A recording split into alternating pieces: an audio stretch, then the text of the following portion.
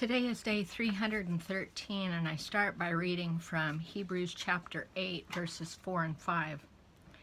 Now, if he were on earth, he would not be a priest at all, since there are those who offer the gifts according to the law, who serve a copy and shadow of the heavenly things, just as Moses was warned by God when he was about to erect the tabernacle.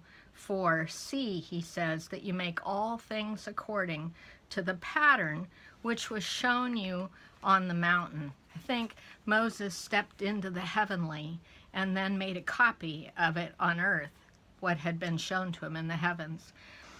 God created in two realms, the natural physical realm of earth and then the invisible heavenly spiritual realm. Colossians 1 verse 16 describes it a little bit more. For by him all things were created, both in the heavens and on earth, visible and invisible, whether thrones or dominions or rulers or authorities, all things have been created by him and for him.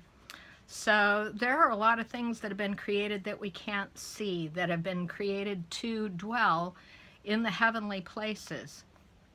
Man originally had been given access to both of these realms, but now, ever since the fall, we've been confined to the earthly realm.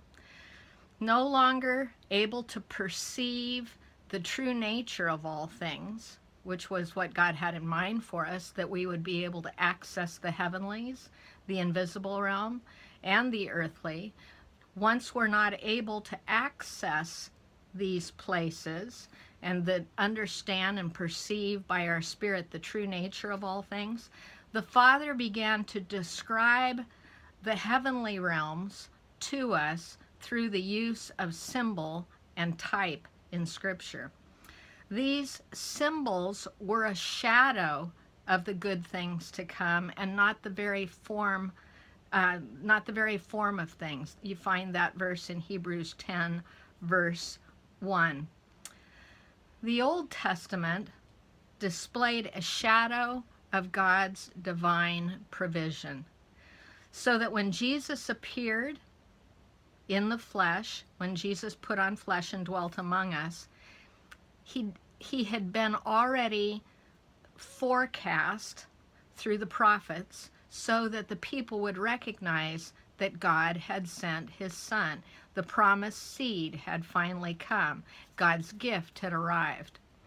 As New Testament believers, these earthly illustrations, these symbols and types used in the Old Testament, give to us as New Testament believers an enhanced understanding of all that God has been about since the very days of creation. So here is your question for today. What do you recognize as true when a shadow is seen?